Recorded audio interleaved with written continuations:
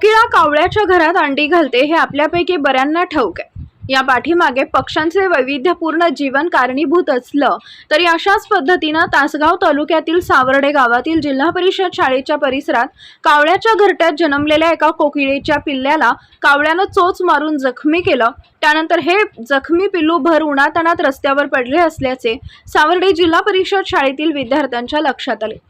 हा प्रकार पाहून सावर्डे जिल्हा परिषद शाळेतील बालकांच्या मनातील पक्षीप्रेम जागृत झाले। त्यांनी तात्काळ या कोकिळेच्या पिल्लाला पाणी पाजले आणि काही क्षणानंतर हे कोकिळेचं पिल्लू उडून पुन्हा आकाशात उंच भरारी मारून गेले। त्यानंतर या ठिकाणी उपस्थित विद्यार्थ्यांच्या चेहऱ्यावर आनंद आणि समाधानाचा भाव उमटले। खरोखरच सावर्डे जिल्हा परिषद शाळेतील या विद्यार्थ्यांवर शिक्षकांनी केलेल्या चांगल्या संस्कारांची प्रचिती या निमित्तानं आली। यावेळी शहरातील शाळेतील शिक्षक दिलीप पाटील सर उपस्थित होते। विद्यार्थ्यांच्या या प्राणीदयेबद्दल त्यांनी व शाळेचे मुख्याध्यापक तसेच सर्व शिक्षक यांनी सदर विद्यार्थ्यांचे अभिनंदन करून त्यांच्या पाठीवर कौतुकाची थाप दिली।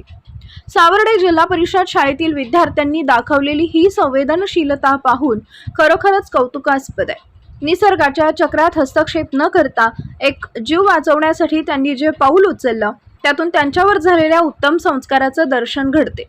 या हृदयस्पर्शी घटनेचे काही महत्त्वाचे पैलू असे आहेत। विद्यार्थ्यांमधील निसर्गप्रेम आणि संवेदनशीलता। आजच्या धावपळीच्या युगात मुले अनेकदा तंत्रज्ञानात मग्न असतात, मात्र रस्त्यावर पडलेल्या एका लहान पक्ष्याच्या पिल्लाकडे लक्ष जाणं आणि त्याला वाचवण्यासाठी धावून जाणं हेच या विद्यार्थ्यांच्या जागृत मनाचं लक्षण आहे। शिक्षकांचे मार्गदर्शन आणि संस्कार। दिलीप पाटील सर आणि शाळेतील इतर शिक्षकांनी विद्यार्थ्यांना केवळ पुस्तकी ज्ञान न देता प्रत्यक्ष जीवनात प्राणी दया कशी जपावी याचं बाळकडू दिलंय।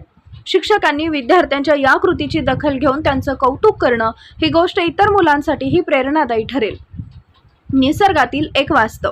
कोकिळा आपले अंडे कावळ्याच्या घरात घालते, ज्याला शास्त्रीय भाषेत ब्रूड पॅरासिटम्स म्हणतात। कधी कधी कावळ्याला हे पिल्लू आपलं नाही हे समजतं किंवा नैसर्गिक संघर्षातून अशा घटना घडतात। अशा वेळी मानवी मदतीचा हात त्या जीवासाठी जीवदान ठरू शकतो। घटनेचं फलित तत्काळ मदत। मुलांनी पिल्लाला पाणी पाजून त्याला प्राथमिक उपचार दिला, आधार दिला। यशस्वी भरारी। पिल्लू पुन्हा आकाशात उडालं हा त्या मुलांसाठी सर्वात मोठा आनंद होता। शाळेचा अभिमान। मुख्याध्यापक आणि सर्व शिक्षक वृंदांनी विद्यार्थ्यांचं अभिनंदन करून त्यांच्यातील माणुसकीला प्रोत्साहन दिले।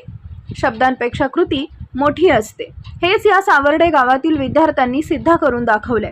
या चिमुकल्या पक्षीप्रेमींचे आणि त्यांना घडवणाऱ्या शिक्षकांचे मनःपूर्वक अभिनंदन।